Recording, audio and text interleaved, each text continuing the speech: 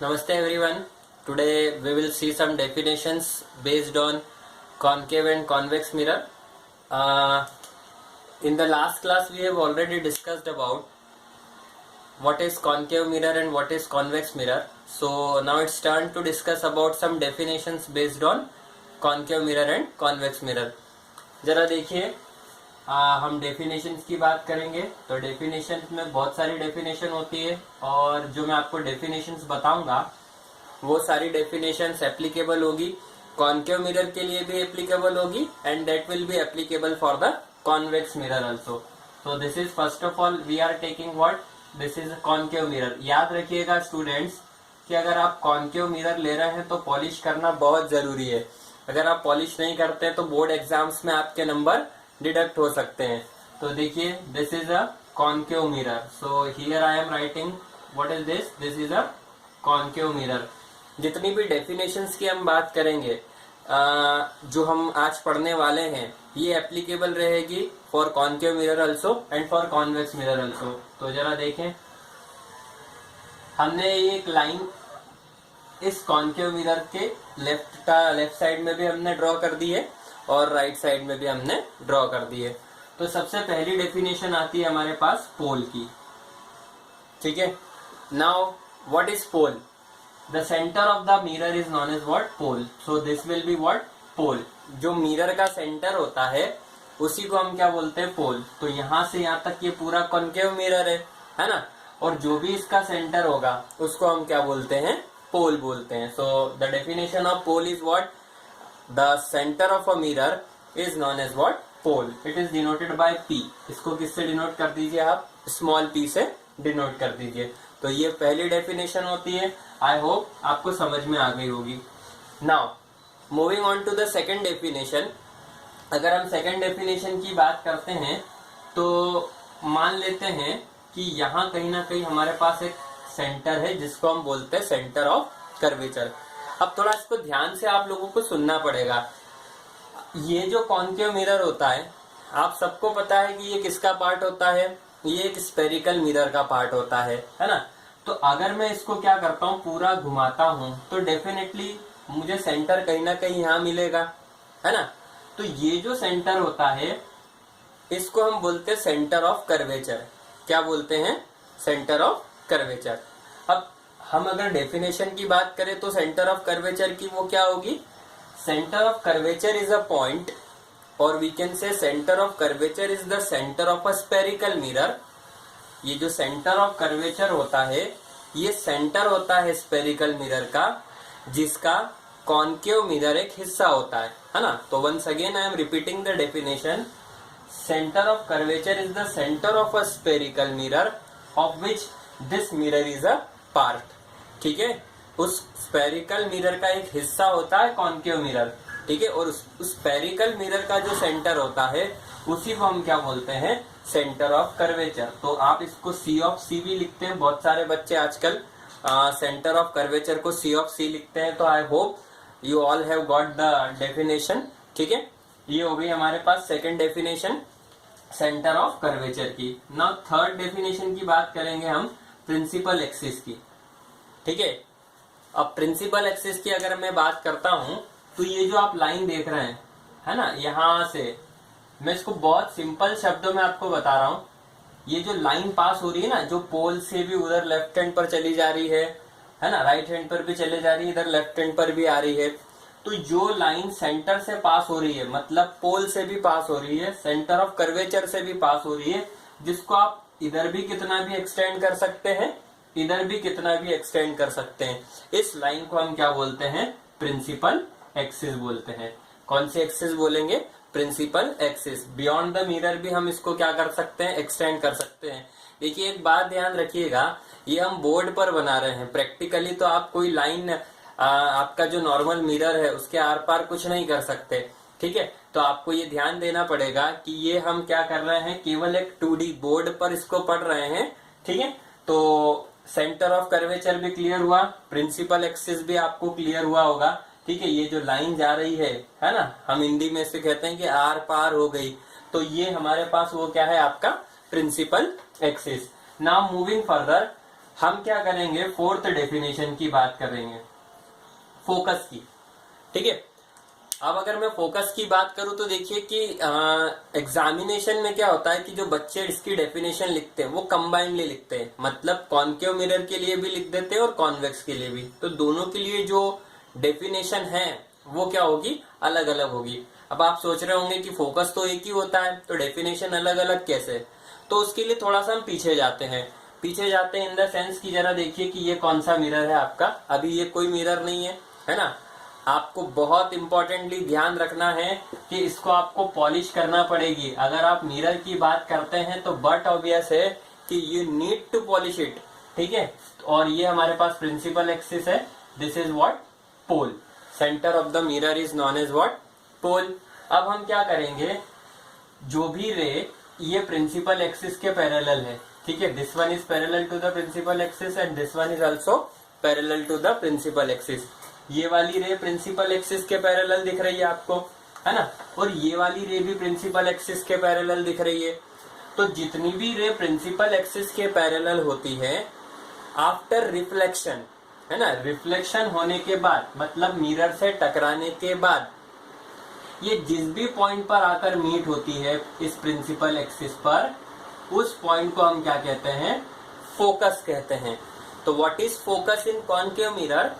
When all the rays which are parallel to the principal axis after reflection from the mirror meet at a point on the principal axis, and that point on principal axis is termed as what? Focus. इसी point को हम क्या बोलते हैं, focus बोलते हैं। तो ये एक बात ध्यान रखिएगा, एरो लगाना मत भूलिएगा कि रे कहाँ से आ रही है।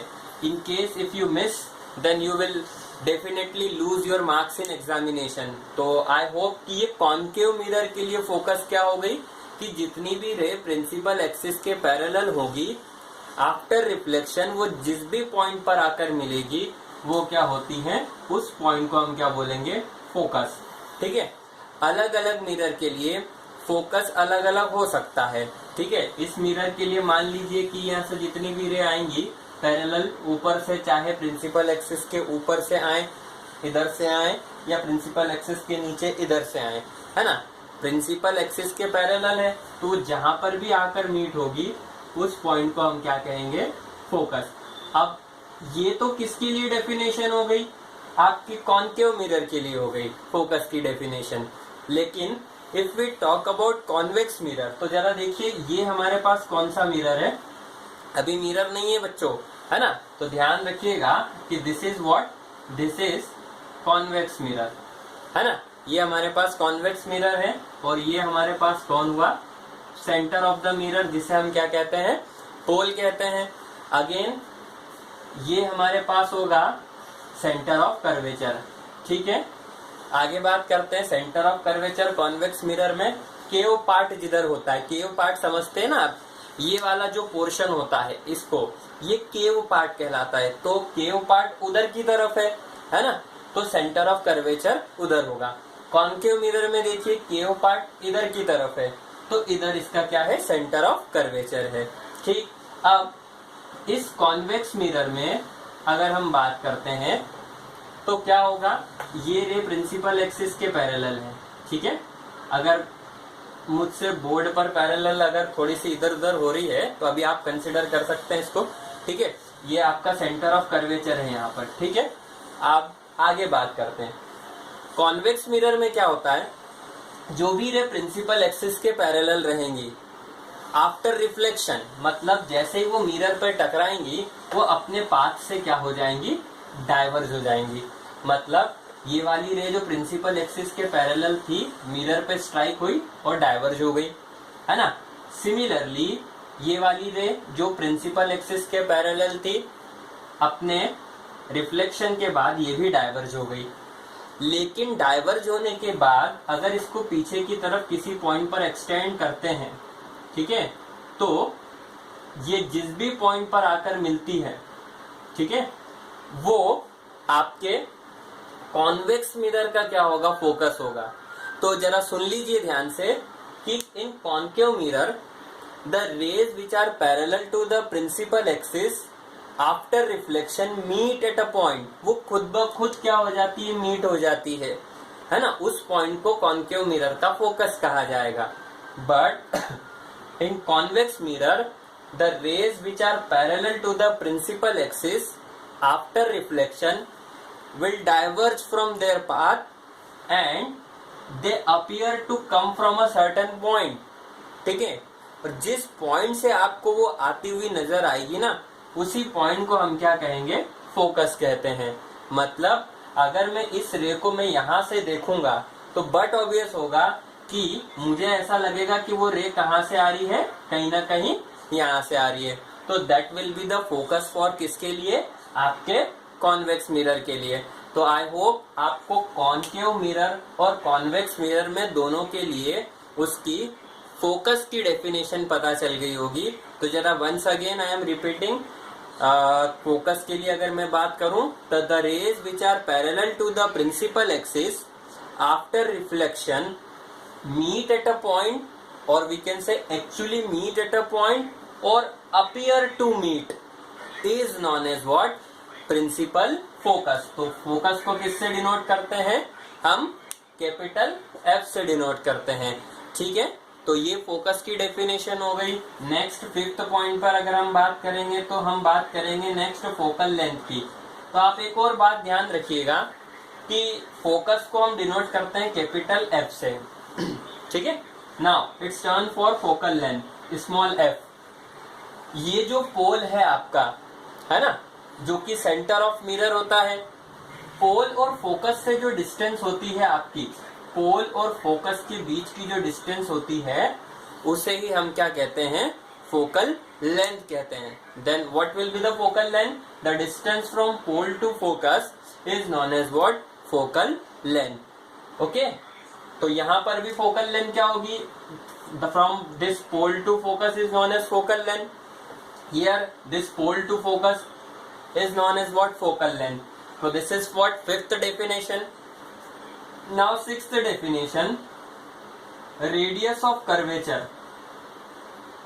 Radius of curvature which is denoted by capital R.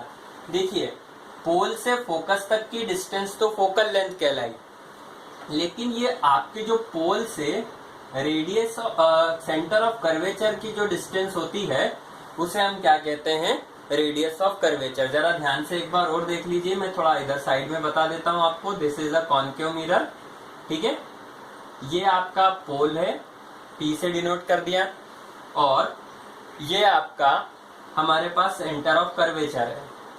तो सेंटर ऑफ कर्वेचर से आपके पोल तक की जो डिस्टेंस होती है उसको हम क्या बोलते हैं, रेडियस ऑफ कर्वेचर कहते हैं। तो ये हमारे पास रेडियस ऑफ कर्वेचर की भी डेफिनेशन हो गई। बचता क्या है हमारे पास, 7th लास्ट, अपर्चर, ठीक है। अपर्चर मतलब ये वाला पार्ट जहां से रिफ्लेक्शन होगा ना, उसे ही हम क्या कहेंगे, अपर्चर कहेंगे। तो हम ये कह सकते हैं कि जिस जिस मिरर के पोर्शन से लाइट टकराकर रिफ्लेक्शन परफॉर्म करेगी उसी को हम क्या कहते हैं, अपर्चर। हम ये भी कहते हैं कि जो डायामीटर होगा आपके स्फेरिकल मिरर का, ठीक है, उसे ही क्या कहेंगे, हम अपर्चर कहेंगे। तो ये सारी डेफिनेशंस आपके सामने मैंने आज आपको बताई है। आई होप आपको सारी डेफिनेशन समझ में आई होगी, ठीक है। आगे बढ़ते हैं।